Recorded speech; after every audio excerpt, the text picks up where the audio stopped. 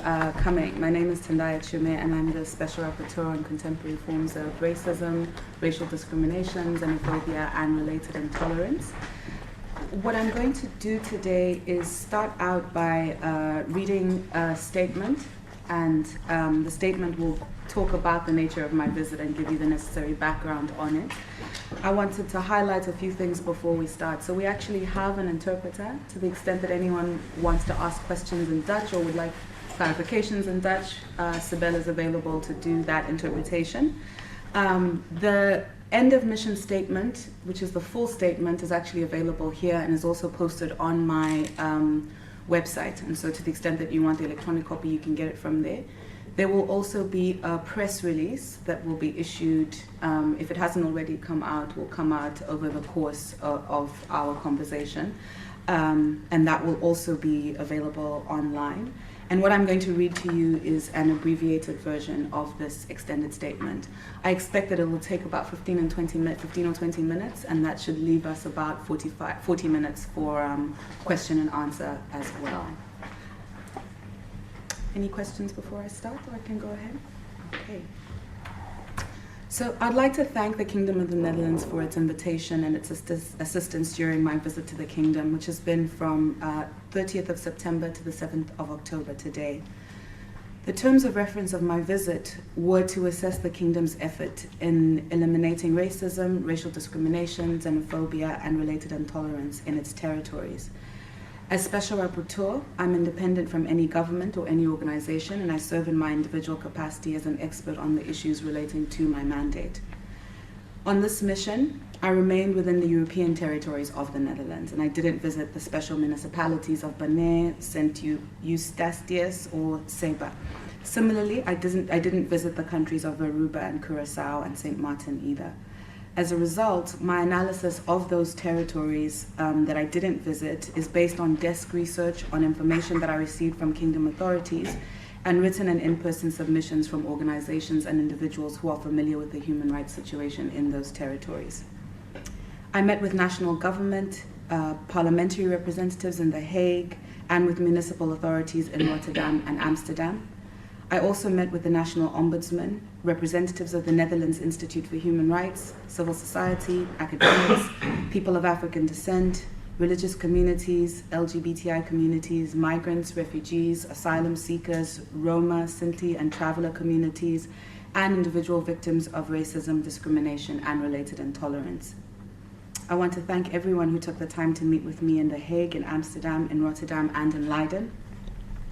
I also visited a prison facility and immigration detention center as well. Unfortunately, despite my best efforts, I was not able to access the central reception center at Terrapel. The following analysis that I'm going to share with you comprises my preliminary findings, which I make in the spirit of open and constructive dialogue with the government and other stakeholders. I'll present the full report with more detailed findings to the Human Rights Council in Geneva at its 44th session in July 2020. And I urge civil society and other organizations who are working on issues related to racial equality but who were unable to meet with me during my visit to send written submissions, and my email address is available for those kinds of submissions. And I will be accepting submissions until February 2020. I especially welcome submissions from groups who are working on racial discrimination, racism, and related intolerance in Bonaire, St. Eustatius, Seba, Aruba, Curaçao, and St. Martin. By ratifying the International Convention on the Elimination of All Forms of Racial Discrimination, the Kingdom of the Netherlands has committed itself to respect and ensure racial equality and the rights of all persons to be free from racial discrimination. This means, among other things, that racial discrimination is prohibited in the enjoyment of all civil, political, economic, social, and cultural rights. Also, equality must be guaranteed for everyone, regardless of ancestry or descent, including persons belonging to racial and ethnic groups and to non-citizens. Almost a quarter of the Dutch population is comprised of people who were born abroad or who were born in the Kingdom and have at least one parent who was born abroad. This diversity means that equality, non-discrimination, tolerance, and inclusion are issues of the utmost importance to the well-being of the Kingdom. The Kingdom's formal commitments to equality, non-discrimination, and tolerance are impressive, and during my meetings with government officials, many affirmed a commitment to these principles, citing Article 1 of the Constitution as a fundamental guiding principle of all of their work. Dutch national identity was articulated by authorities as multicultural, multiracial, and proudly committed to tolerance and inclusion, not only in the contemporary period, but also in the kingdom's long history. At the same time, I encountered equally powerful evidence of Dutch national identity and national belonging as racialized and as implicitly, and in some cases explicitly, restricted or qualified on ethnic and religious bases. In other words, the reality of the kingdom seems to be that race, ethnicity, national origin, religion, and other categories determine who is considered and treated as fully Dutch. To be more specific, in many areas of life, including social and political discourse, and even through some law and policy, the message is reinforced that to be truly or genuinely Dutch is to be white and of Western origin, whereas other racial and ethnic groups, such as people of African and Asian descent, who have been part of the Dutch kingdom for centuries, people of North African and Middle Eastern descent, Roma, Sinti, travelers, even when they hold full citizenship and have done so for multiple generations, they are characterized as not really or fully Dutch. Religion is also salient, and in the present political climate, in particular, Islam is repeatedly presented, including in the national parliament, as inherently opposed to Dutch national identity and even to liberal democracy more generally. The fractured nature of Dutch national identity and belonging is especially vivid in the terminology used in public political and social discourse to refer to the different ethnic and racial groups present in the territory, in the kingdom, including those who are fully citizens as a matter of law. This discourse highlights the distinction between Dutch people with a non-Western migrant background and those who are considered to be without a migrant background. Notably, people with a Western migrant background seem largely to be treated as native in public discourse, and their national belonging seems rarely contested. Of course, there's nothing inherently offensive or discriminatory about the designation of being of a non-Western migrant background. Rather, the problem is that racial and ethnic minority Dutch citizens in the Netherlands, through this continuing emphasis in public and political discourse on the non-Western origin of their descendants and ancestors, they become branded as perpetual foreigners. On the other hand, for Dutch citizens from the non-European territories of the kingdom, the label of being of a migrant background, which seems to be frequently used in public discourse, is patently wrong given their centuries-long membership in the kingdom. During the mission, interlocutors across the spectrum described the Netherlands' political landscape as highly polarized. Interlocutors also highlighted the mainstreaming of xenophobic and racist discourse, including at the highest levels of political discourse, as well as a consolidation of Islamophobia, which they see as widely tolerated, even in circles typically relied upon to defend human rights. The parliamentary and public discourse, including in the media, concerning what many refer to as the niqab ban, offers a case in point. The law at issue bans face coverings in a number of public places, and while its text may be read as facially neutral, the political discourse surrounding it has made clear that Muslim women are its intended targets. Interlocutors also highlighted the perverse irony of this measure, given that Muslim women are among the most vulnerable to physical harassment and attacks in public, and even to workplace discrimination, especially if they wear a headscarf or other forms of covering. In a positive development, some municipalities and police have made known that they do not intend to prioritize the enforcement of this law. Although government authorities cannot control public discourse, they can fundamentally shape it and influence it, and indeed they do so all the time. Government authorities make statements in the press and in public relating to Dutch culture and society, and in the process they lend credibility to certain perspectives while discrediting others. Interlocutors raised concerns that the government has not done enough to stand against explicit and subtle forms of intolerance and discrimination against racial and ethnic and religious minorities, most saliently perhaps in the context of the mainstreaming of Islamophobic sentiments. Anti-Semitism, Islamophobia, Afrophobia, anti-Gypsyism, and other forms of intolerance all typically share an explicit or implicit ideological commitment to white racial and cultural supremacy, including false and dangerous views rooted in discredited biological accounts of racial difference, sometimes manifesting as the belief that certain cultures, which are viewed in static and stereotypical terms, are inherently inferior. Less ideologically pure manifestations of these forms of intolerance include casual but harmful stereotypes about certain cultural and ethnic groups as inherently criminal, dangerous, or incompetent. Where supremacist ideology is explicit, international human rights law requires governments to impose sanctions. But where intolerance is couched in subtler terms, even unconsciously, including through jokes, teasing, or thoughtless remarks, international human rights principles emphasize the essential need for education. Education on the history and legacy of slavery and colonialism, projects that enforced and normalized white supremacy, normalized racial and cultural hierarchies, and that resulted in systemic accrual of wealth to colonial powers through exploitation of colonized peoples and territories. Education on this legacy is urgent in the Kingdom of the Netherlands. Especially for people who understand themselves as native Dutch, their ability to fully understand their relationship to ethnic and racial Dutch minorities and the ways in which race privileges some while subordinating others is contingent on greater engagement with this history. I commend steps that have been made, especially at the municipal level in cities such as Amsterdam and Rotterdam, to invest in more accurate and representative accounts of history in the Netherlands. These efforts should be strengthened, and the national government should show even greater leadership where these efforts are concerned. It's absolutely vital that the government remain committed to equality, non-discrimination, and an inclusive vision of Dutch nationalized identity and of the kingdom more broadly. At the same time, there's a very real danger that insisting that this vision of equality and inclusiveness is already a fact when it is not. I'll read that again.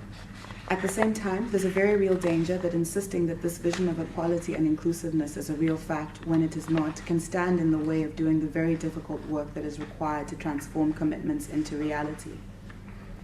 The paradox in the Netherlands is that insistence that equality and tolerance already exist operates as a barrier to achieving this equality and tolerance in fact, because this insistence makes it difficult to mobilize the resources and action necessary to ensure equality, non-discrimination, and inclusion for all. In my final statement, which you have available, I highlight discrimination against racial and ethnic and religious minorities in their access to civil, political, socioeconomic, and cultural rights. And some of the key issues that I highlight include the following. The first has to do with political representation. At a fundamental level, the highest levels of political office in the Netherlands do not reflect the racial and ethnic diversity of the kingdom. There are few parliamentarians belonging to racial and ethnic and minority groups, and the national government itself, especially at the highest levels of policy making, including as it relates to equality and non-discrimination, does not reflect the racial and ethnic diversity of the kingdom. In consultations, even Dutch people of African descent, whose ancestors were historically part of consolidating the prosperity of the kingdom, reported the persisting difficulties they face in entering political office and in rising through the ranks of the civil service to positions where policy is determined. According to one report, no members of ethnic minorities were appointed to ministers in the period between 1982 and 2008. Roma, Sinti, and Traveller direct participation in government and policy making seems almost non-existent. With respect to hate crimes and hate speech, racist and xenophobic political discourse seems connected to trends in hate speech and hate crimes targeting racial, ethnic, and religious minority groups, including hate incidents targeting minority women and LGBTI persons. Interlocutors stressed that the racist and xenophobic language used by some national and municipal politicians and the lack of consistent public and strong rejection of this discourse by government officials emboldens private actors to harass and attack racial and ethnic religious minorities. Muslim women consulted during the visit expressed grave concern about violence and harassment in public against women visibly displaying symbols of their Muslim religion, especially with the introduction of the so-called niqab ban, which media sources have highlighted can be enforced through citizen arrests.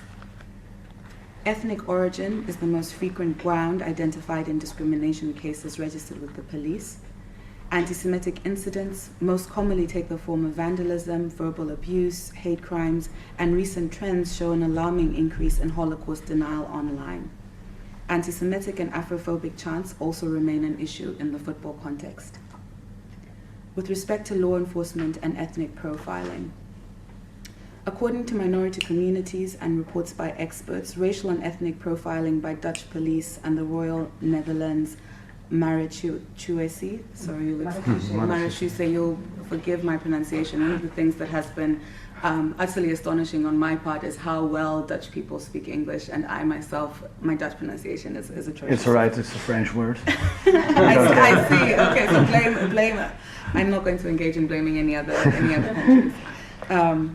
So racial and ethnic profiling by the police is a common practice. There is substantial evidence of profiling during traffic control, identity checks, preventative searches, and border stops. Minority communities expressed fear, mistrust, and frustration at being over-policed but underserved. Studies show that the police use their stops and search powers disproportionately on members of minority groups. A 2016 study commissioned by the government revealed that the police use proactive investigatory stops to disproportionately target ethnic minorities. The study also indicated that the police did not have an objective and reasonable basis to conduct 40% of the proactive investigatory stops. I commend the police for recent reforms, especially the introduction of a professional conduct and training module to help create fair and effective policing practices. However, the government does not monitor or collect data to assess the impact of these new reforms. Without such data, it's hard to monitor the progress and also design and also determine whether the police practices are improving.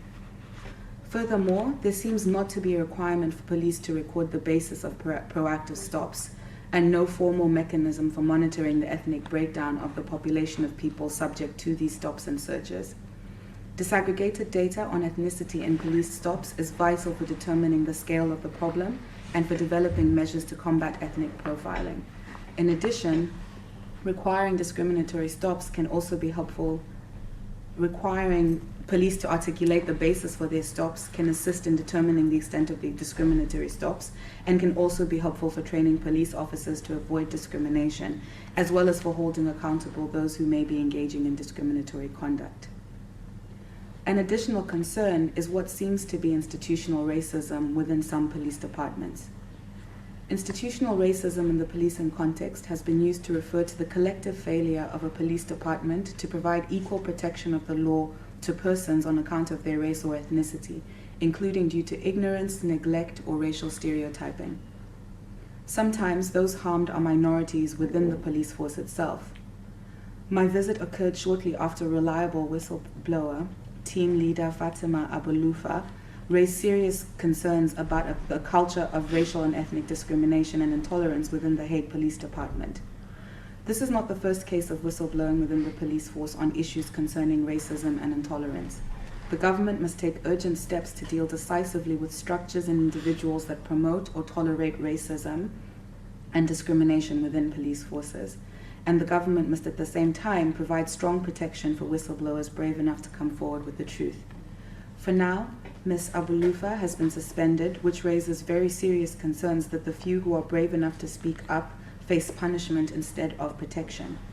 As the investigation proceeds and is eventually concluded, she must receive the respect and protection she deserves, just as anyone found to be responsible for creating a hostile environment for racial and ethnic minorities within the police force must be appropriately disciplined. With respect to freedom of expression and assembly and protection of human rights defenders, of great concern is the treatment of human rights defenders working to combat racism, discrimination, and intolerance. Consultations with anti-racism activists highlighted that they are the regular targets of insults, violence, and threats, especially by extreme right-wing actors, sometimes with the support of local politicians. Also of great concern is police brutality against anti-racism activists and the seeming failure of law enforcement and judicial authorities to extend equal protection of the law to anti-racism activists, especially those who have been involved in protesting and organizing regarding the issue of Zwarte Piet. In some cases, even counter-terrorism laws have seemingly been used to criminalize anti-racism activists.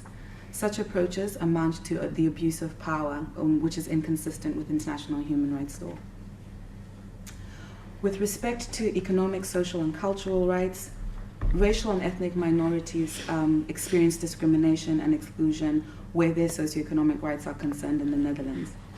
Pressing issues exist relating to education, employment, and housing. For example, a report in 2017 highlighted the prevalence of employment discrimination for persons with Arabic or Muslim-sounding names, finding that a person who is with a stereotypically Dutch-sounding name with a violent criminal record is 3 times more likely to get a positive response than someone with an Arabic-sounding name with no criminal record. Another report highlighted that between 2016 and 2017, the risk of poverty for refugee households increased more rapidly than for other households. And CPP has noted that people with Turkish, Moroccan, Surinamese, and Antillean migration backgrounds have approximately a quarter less to spend than so-called native Dutch because of differences in income from work.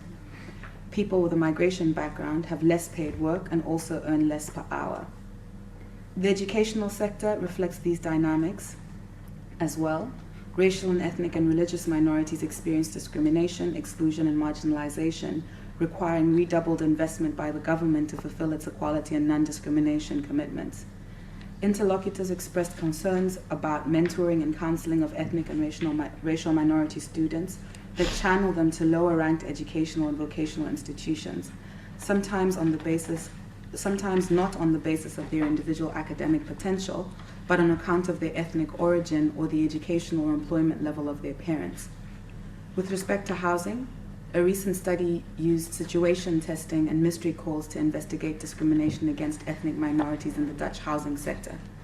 The journalists conducting the study received 28% fewer invitations to review rental properties when using Moroccan Dutch-sounding names as compared to Dutch-sounding names.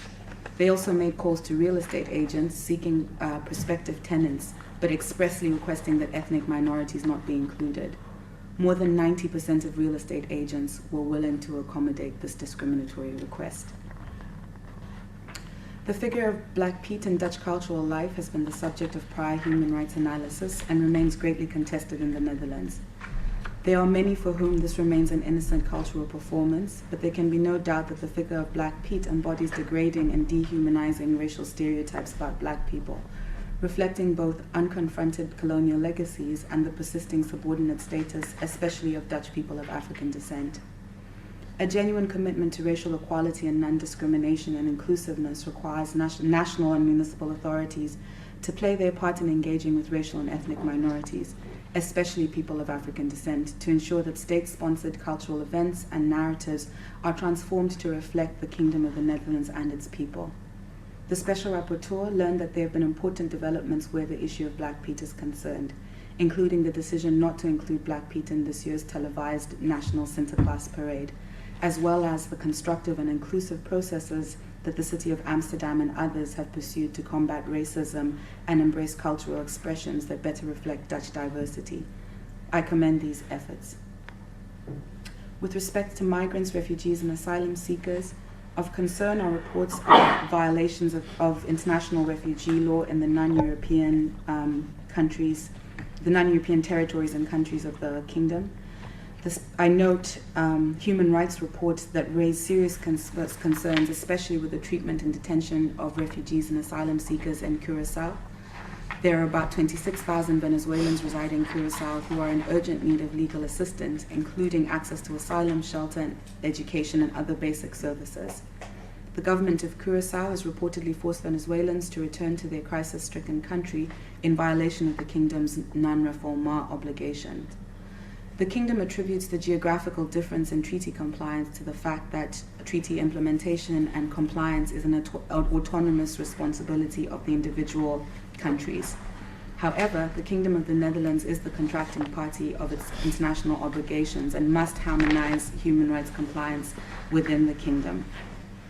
I address other issues to do with refugees and asylum seekers in the end of mission statement, and so this is not a comprehensive coverage of this or any of the other issues that I've touched on.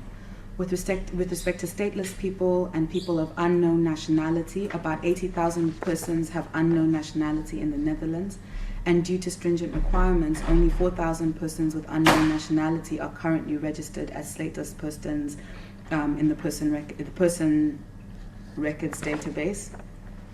Unfortunately, persons with unknown nationality who do not have the necessary documents to prove their statelessness cannot register. And in the end of mission statement, I highlight a number of areas of concern, especially with the kingdom's compliance with its obligations under the human rights standards governing statelessness. With respect to intersectionality, the kingdom has commendably increased legal and policy protections for LGBTI persons and created institutional mechanisms for ensuring the enforcement of these protections. Representatives from the government expressed a commitment to an intersectional approach to their work, according to which they strive to ensure that the needs and experiences of LGBTI persons belonging to racial, ethnic, and religious minority communities are meaningfully accounted for. To build on the existing work the Netherlands is doing in this regard, the government must take greater steps to ensure that this intersectional approach is indeed actualized across the public sphere. Consultation suggested a number of areas requiring urgent improvement, including in the adjudication of asylum claims. Advocates raised concerns that asylum officers and adjudicators deploy racial and religious stereotyping, according to which, for example, Islam is characterized as so fundamentally incompatible with LGBTI status that asylum seekers identifying as LGBTI may be found not to be credible if they also identify as devoutly Muslim. In other cases, advocates cited examples of asylum officers and adjudicators interrogating the intimate sexual practices of LGBTI persons seeking asylum from Muslim majority and other countries, and challenging them to prove their sexual orientation, their gender identity, and their gender expression according to Western European sensibilities or according to stereotypes about LGBTI persons from Muslim majority and other countries. The arena of gender equality is another where advocates highlighted the need for more rigorous intersectional analysis and policy approach from the government. The Netherlands has made great strides to promote gender equality, and consultations with national and local authorities highlighted continuing efforts to push harder to ensure that women in particular do not experience discrimination on account of their gender. However, there are spheres where racial and ethnic minority women are prevented from enjoying gender equality protections because these protections are designed or implemented in ways that exclude these women on account of their ethnicity, national origin, migration status, or religion. Consultations highlighted concerns that migrant women are unable to fully benefit, for example, from domestic violence protections due to government failure to account for their specific circumstances. This is an issue that I will address in more detail in my final report. Throughout my end of mission statement, I make specific recommendations to the government, but there are three general recommendations that I wish to highlight. The first is to call on the government to show stronger leadership on racial equality and non-discrimination. In the areas of gender equality and the rights of LGBTI persons, the government of the Netherlands has taken admirable and forceful steps to develop the legal and policy frameworks and institution to retrain personnel where necessary and to maximize the effectiveness of these innovations.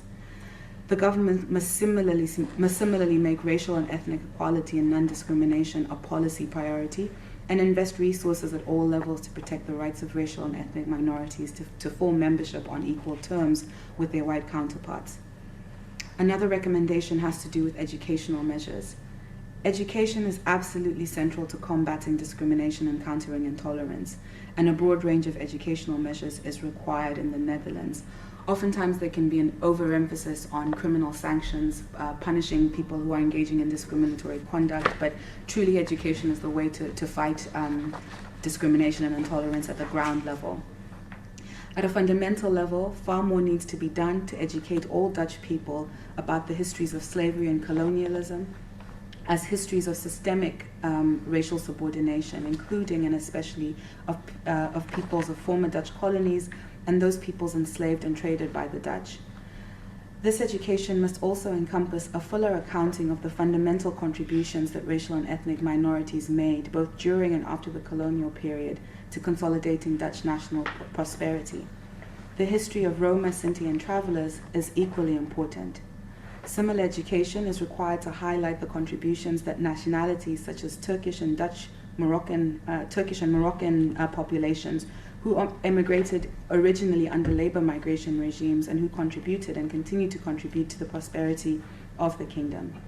Educational initiatives in school and also in public media, museums, and other cultural fora are essential to counter images and narratives of racial and ethnic minorities as criminals, as strangers, as burdens, and so on.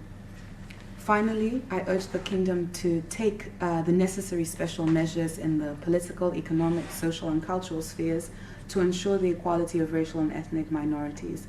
The kingdom should also take steps to ensure the full implementation of the Durban Declaration and Programme of Action, and to honor commitments in the frame of the Decade of People of African Descent. Thank you very much for your patience with my rather rapid reading. As I mentioned, for some of you who joined us after I'd already begun, the full end of mission statement is over here printed. What I read is an abbreviated version, and there will also be a press release, all of which will be available on my website. And so we have time now for questions, which I will take from you all. Well, I'm wondering, what is the reason that you were not able to access the Central Reception Center in Ter Apel? I made several requests to the kingdom, and they informed me that the windows in which I was available to go to the center were not workable from their perspective because of the schedules they had, and so it was a planning issue. That was what was communicated to me, was that logistically it was going to be difficult, but I do want to highlight that I made the request even prior to arriving. Yeah. So have you learned from other sources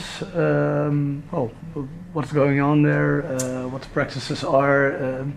So the knowledge that I have about what's taking place at the center is based on having read reports that have been written about the situation there, and then also speaking to some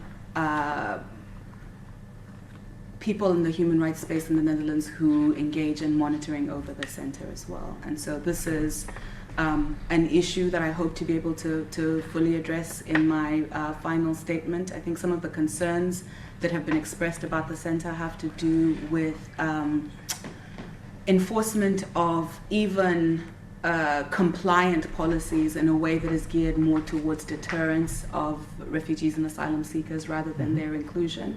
But I hope to be able to address that more fully in the final statement, and I welcome additional submissions that will give me a better sense of it. I'm disappointed that I wasn't able to go because it limits what I can say now. Yeah.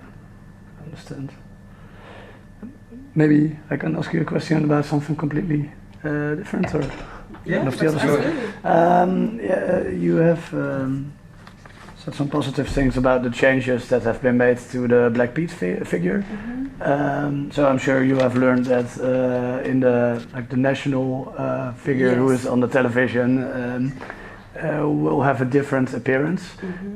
What do you think about that? He is not, the figure is not completely black-faced anymore, but there still are Black Piet figures who are partially black. What do you think about it? So my understanding is that the figure of Black Piet will not be included, and I've heard references to Chimney Piet or Sooty Piet, and it's really difficult for me to speak about what that will look like, having not seen how it will play itself out. And I think what has been most important, or one of the things that has been most important, is that there seems to be more of a dialogue with the different authorities that are involved in hosting these kinds of events. And I think that dialogue and taking seriously the engagement of communities that have been opposed to the presence of Black Piet is going to be very important. And so it's difficult for me to speak to what will be there because I haven't seen it, but I think the essential point is ensuring that measures that are taken from the perspective of meaningfully engaging with the criticisms. And if there is a way to make that particular cultural practice inclusive without the racial stereotypes, without all of the baggage that comes along with more traditional representations, I think that's an important step. But honestly, I think it will require seeing exactly what chimney Piet looks like in order to be able to say something concrete. Now, of course, in a lot of municipalities, the St. Nicholas party is traditional with Black Piet. Do you think that local or maybe the national government is the party that should be addressing this, or is this up to, well, organizing committees, local committees who organize the party? I think that there are responsibilities at all levels of government, and this is something that I've tried to stress in my end of mission statement. And the responsibilities are going to differ depending at the level of government that you are, right? So I think the national government absolutely has a responsibility to offer meaningful protections to people who are engaging in peaceful protest everywhere in the country, right? So whether it's local or national, there should be protections, and this is something that has been raised as a concern during my time here, is that people who are protesting the presence of Black Piet are often not receiving the kinds of protections that they need to peacefully make their case. My understanding is that many of these festivals actually receive public funding, and I think that there are very real questions and decisions to be made about how public funding is allocated, especially if public funding is supposed to go to cultural statements that are endorsed by public authorities. And so I would say that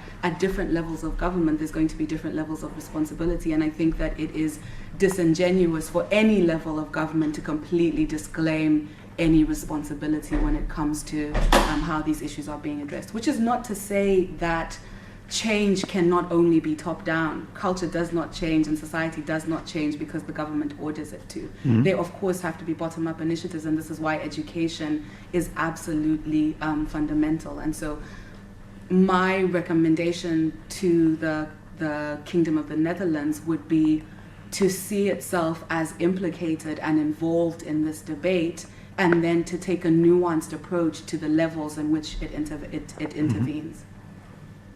So you wouldn't recommend the national government to say, well, we'll make a law against the figure of Black Piet, to put it very simply? I don't think anyone has suggested that kind of intervention, at least not to my knowledge, and it is not the recommendation that I am making in my report as well. And this partly has to do because of how the international human rights standards that apply in this area work. And I have to be very explicit, my expertise is in the international human rights standards. There may be other standards that are applicable. Under international human rights law, there are going to be certain expressions of racism and intolerance that are punishable in law. Not all forms of offensive statements are going to reach the threshold of being punishable in law. Those that do not reach that level require governments to take educational measures. And so it's for this reason that I think I can't stand behind a complete ban or a non-complete ban, because there has to be a nuanced approach to it according to the human rights standards. I mentioned earlier that criminalization, for example, which can often be a go-to method, or people think that if you're taking discrimination seriously, everything has to be criminalized. But in some cases, that can make the problem worse, right? So I think having a nuanced approach to the issue is really important, and where there are public expressions of intolerance and discrimination that reach the threshold that is stipulated in international human rights law, yes, then there has to be sanctions that are in law. But where it falls below that, then it's educational measures. And I think the issue to do with Black Piet implicates the entire spectrum. Thank you. Sure. Yes. Yeah, follow-up question. You mentioned that there's public funding going into municipal celebration of Sinterklaas and Black Piet. So would you be in favor of a ban of public funds spent on these kind of celebrations on a local level? So, to me, the most important thing is meaningful dialogue between the municipalities and the communities that are affected on these issues. And I think, again, here, what has been most positive seeming to me is that there are municipalities that have engaged in this meaningful dialogue, because in that process is where the appropriate measures are going to be determined. And I'm hesitant from the outside to have blanket statements about what should be banned and what should not be banned, in part because of the comment that I made. From an international human rights perspective, the kinds of things, the kinds of bans that exist in law are going to be calibrated according to the nature of the expression. So my understanding, even with Black Pete, is that depending on where you are, the manifestations are different. Absolutely, yeah. And so this is why I think nuance is important, but so is responsibility, so that where that threshold is crossed, there's legal action where it is required. But where that threshold has not been crossed, then the goal is to have education and other methods that are going to be targeted at solving the problem. And so rather than saying that municipalities should ban public funding to Sinterklaas festivals, what I would say is that municipalities should absolutely see themselves as bearing a duty to be in conversation with the communities that are most impacted, to develop outcomes that actually get rid of the racist expressions, but nonetheless do so in a way that makes sense given the different contexts. That's how I see this issue. And it will be interesting to see what happens with the changes that are coming up in the next few months. I think that will also be additional information that sheds light on approaches that make sense and approaches that don't make sense. And regarding one of your general recommendations, the education about slavery and colonialism, how do you see that? Should that be, is that a responsibility for the government? Absolutely, absolutely. And it's the responsibility for the government in a number of different ways.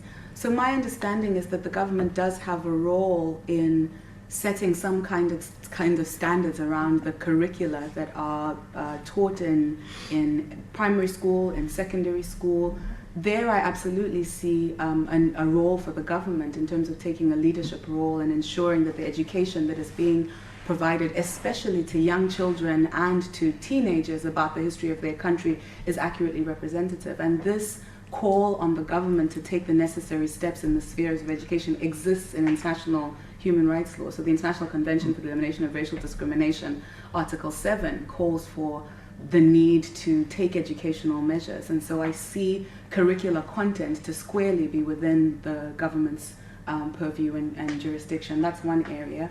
I think also in terms of the funding that the government makes available to museums, to NGOs and to other groups that are trying to grapple with these issues, that's another area where absolutely they should be investing money, ensuring that the resources are available to be able to make this happen. I think the government could also consider the ways in which it reinforces different ways of understanding what Dutch national identity is. The kinds of statements that politicians are making, that government officials are making about the history of the country could include more inclusive representations of the history of the nation. So I see the government as having a very big responsibility in the education sphere where it comes to histories of colonialism. As we discussed earlier, last year you were in London. UK, of course, also a country with a big colonial past. If you compare the educational curriculum of the UK to the Netherlands, what can you say in terms of attention that is paid? So I actually cannot do comparative assessments because my terms of reference are, analyzing the kingdom according to its human rights obligations rather than making relative statements. So unfortunately, I'm not in a position to compare. That said, I do think that there is a general need across Europe to improve the way that issues of the history of the way that the history of colonialism and slavery is narrated. I don't think that's unique to the kingdom. I think that's a problem that exists at the regional level, and I think that now is the time, and you see, I think, momentum in the right direction, hopefully, where you see this kind of grappling taking place. And so I have a thematic report that's coming out that attempts to deal with some of these issues at a more global scale, and in that report I have reflections, but during the country visit itself I can't do comparisons. Okay, Yeah. thank you. I must say I have a follow-up question on this as well. It's been a little while since I've been in school myself, but I'm pretty sure that I have learned about colonialism and about the role that the Netherlands has played worldwide, especially in the East Indies, Indonesia. So would you say there really is a lack of attention to colonial and colonial history and the history of slavery and the role that the Netherlands has played in this? So what I heard in schools, I mean. Yeah, absolutely. So what I heard during my visits that it really depends on where you go to school, and that there are some people who have been exposed to that education, but there are many others who are not. And my understanding is that there is some curricula that will include the topic, but the extent to which the topic is covered and the nature of the coverage is highly discretionary. So sometimes it might even be on the syllabus, but how it's taught to students in the class isn't necessarily monitored in a way that suggests that there is an evenness across the kingdom. And so I think part of the problem is curricular content, and part of the problem is monitoring and also administration of the curricular content, which is variable across the kingdom. I think there is actually one curriculum that is fixed, that is decided upon from the Ministry of Education. So it should be the same everywhere. It should be the same everywhere. So, and again, all I can tell you is what I've encountered in my consultations, right? And I think what's happening is that in some places it might be on the curriculum, but in the actual history classroom where it's being told, teachers have a lot of discretion in terms of how much or how little coverage they can do it in 10 minutes, or they can say we'll do it in 6 hours. Minute, or they could do 5 lessons. And I know this, I'm a professor, I teach, you really have a lot of discretion. And so there is an issue here on how much in classroom control the government can be expected to have. But you could imagine an approach in the same way that governments take measures to try and ensure that everybody's learning how to add and to subtract. You can't control what's happening in every single classroom, but you can take measures to ensure that there is evenness in the enforcement of different priorities. I think this is the issue with respect to history in the classroom, is that there needs to be more mechanisms to ensure that substantive attention is given to more representative and accurate accounts of history than is the case. Which is not to say that there are not places where it's not being done well. You know, and you gave the example of a classroom experience you had where it happened for you, and I think that that's important to point out. And I think for those who are doing it well, they should get the credit and be given the resources to do it even better. This is another issue that was raised actually during my consultations, is that there can be a tendency to think that it's because of bad actors only. Sometimes it can be lack of resources, lack of time. There's different factors that go into determining what is covered and what is not covered. And I think there has to be a good faith effort to engage with the full spectrum of issues that may be at play.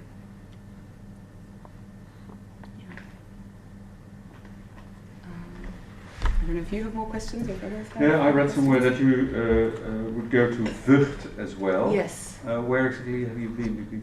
So I went to Vught, yes. I went to Vught and I went to the Rotterdam Immigration Detention Center. Where in Vught?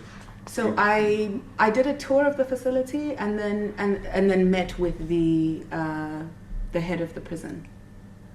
So did you also visit the detention center for jihadist terrorists?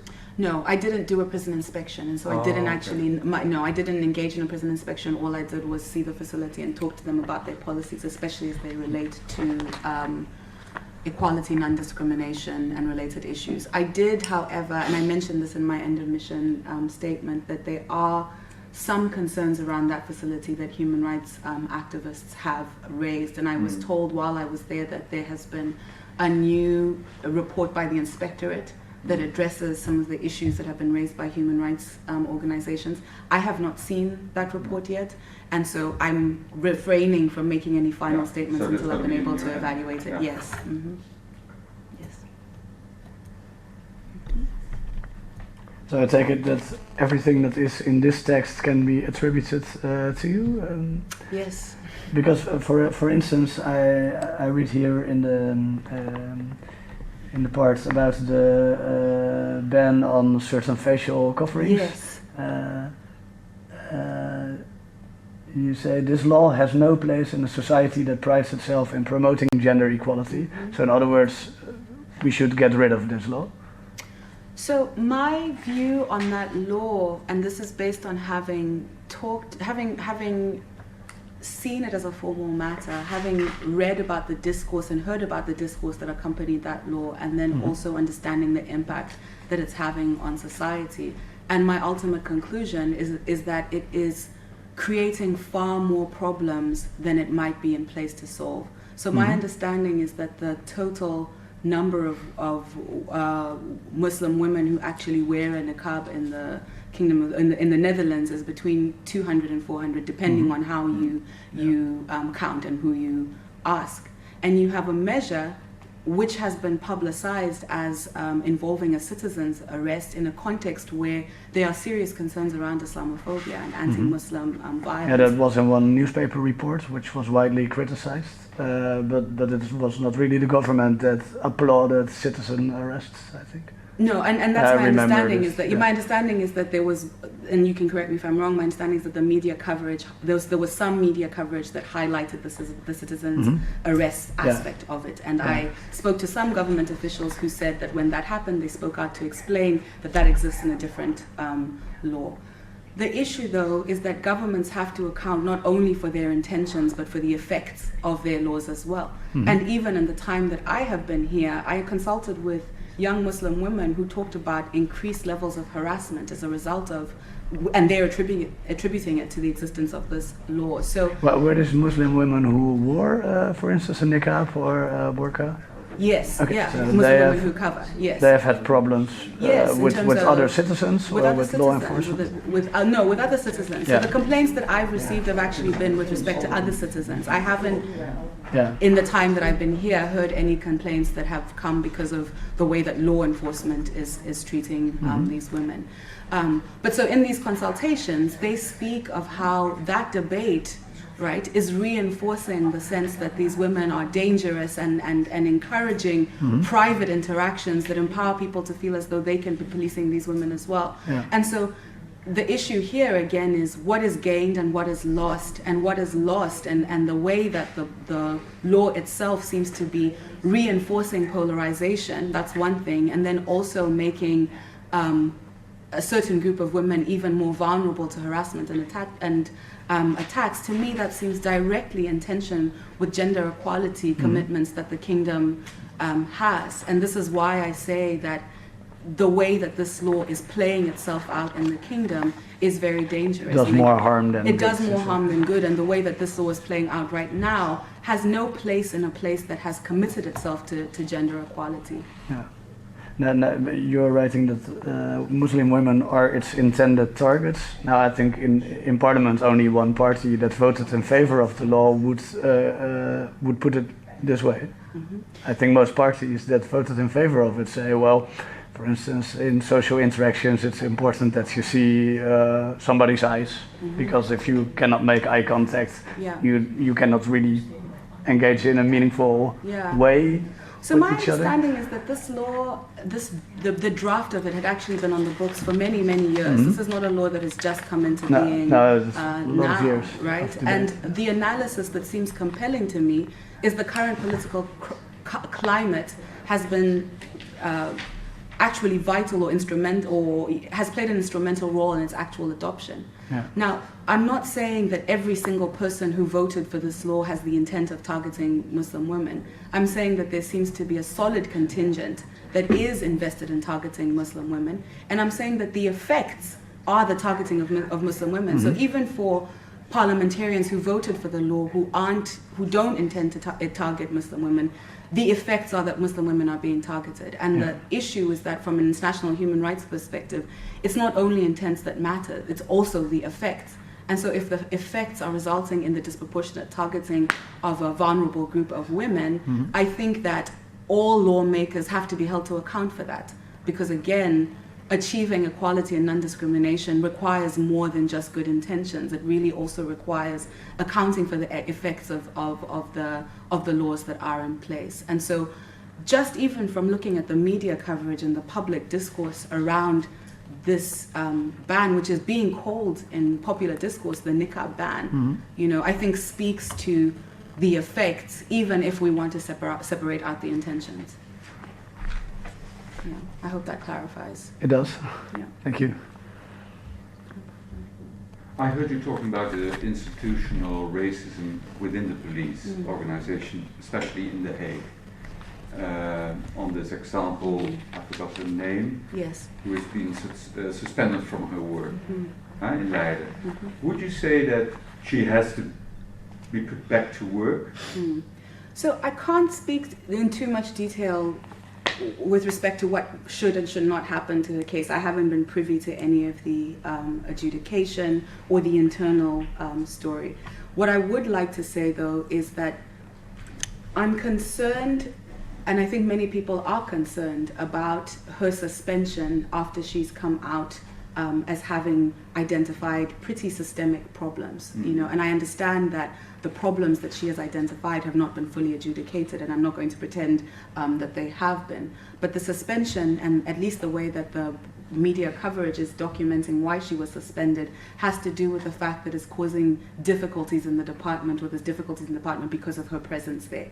This really raises the costs of being a whistleblower if speaking out can result in your suspension, and that's my concern here. The concern are there protections for people who are brave enough to speak out against serious problems within the police? And she's not the first. There have been other whistleblowers, and I say in my statement that it seems as though there may be institutional racism. I do not know for a fact, and I think this is what I would like the government of the Netherlands to really take seriously in terms of investigating. Sometimes when there are reports of racism in institutions like the police, there can be a tendency to try and identify individual bad apples and just say, well, this one person made a mistake and that's the issue. Exactly.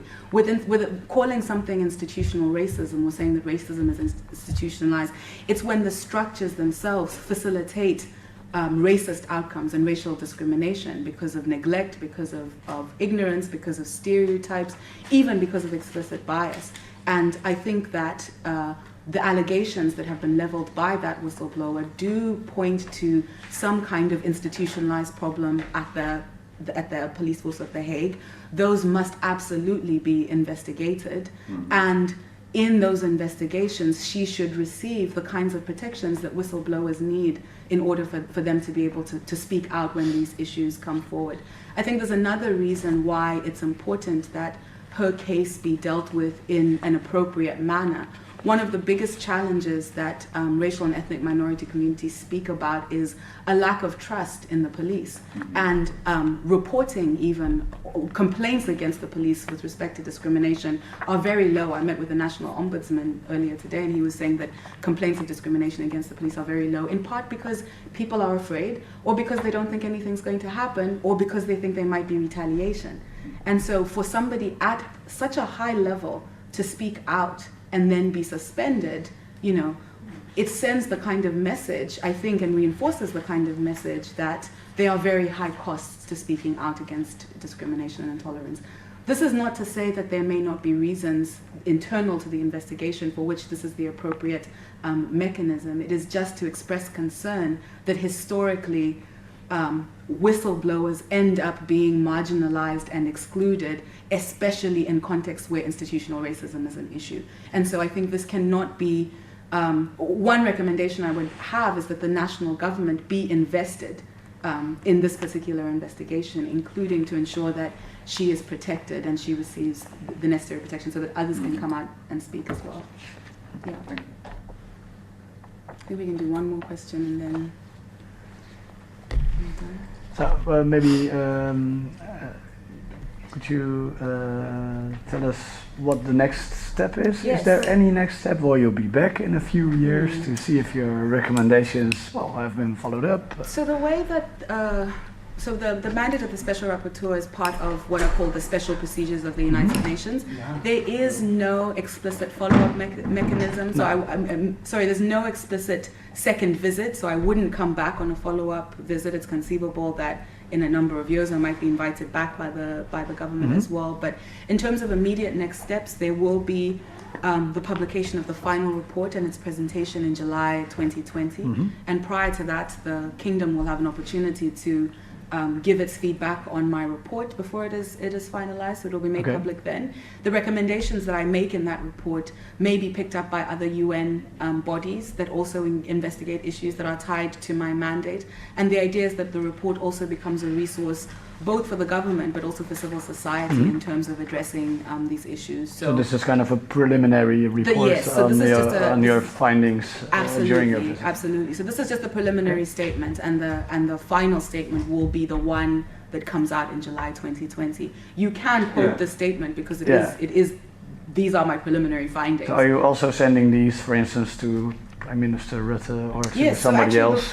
Before coming to you, it has been sent to the kingdom, so they have a copy of this full statement as well. The final statement will lead to probably urgent appeals, because I read in your mandate that you can communicate urgent appeals or allegation letters or something. But will it lead to urgent appeals? So that really it depends on the population of the kingdom, because those processes are all triggered by individuals. So just to explain, there's a number of complaints procedures that are associated with all of the special rapporteur positions. So individuals or groups who want to make allegations of racial discrimination, intolerance, and all of that can always do so in using the complaints procedure, even outside of the context of this mandate. So it's conceivable that some people may choose to do so, but I'm not in control of that. It really depends on whether people use the procedures more as a result of there being coverage. Does that make sense? So were complaints the reason for your visit, or was there another, was it your own initiative to come to the Netherlands? Right, and this is always a question that's asked, what kind of a context question? Yes, so here, no, there isn't a specific complaint that triggered this visit. What happens is, as special rapporteur, I try and have it's a global mandate, and so I have to, pay attention to all regions, not any one region. And within the different regions, I have to prioritize where I go based on where previous mandate holders have gone, where other people who are working on related issues have gone. And so the Kingdom of the Netherlands is one of many countries that I made a request to. They just happened to have said yes, which I'm very appreciative of, and their cooperation has been really good. And so it's kind of... So there wasn't kind of an acute reason why you said, I have to go to the Netherlands. It might as well have been Germany, France, Belgium. It could have been any country in the world. It's in the course of business rather than a kind of specific targeting of the kingdom. Okay. And unfortunately, we're living in a time when just about any country could be a country where there are issues to do with racism, intolerance, and xenophobia. Are there countries where you are not welcome to do an investigation? Have you had any refusals? There are some contexts when governments are not open. That definitely does happen. I can't name any names, but that definitely does happen, unfortunately.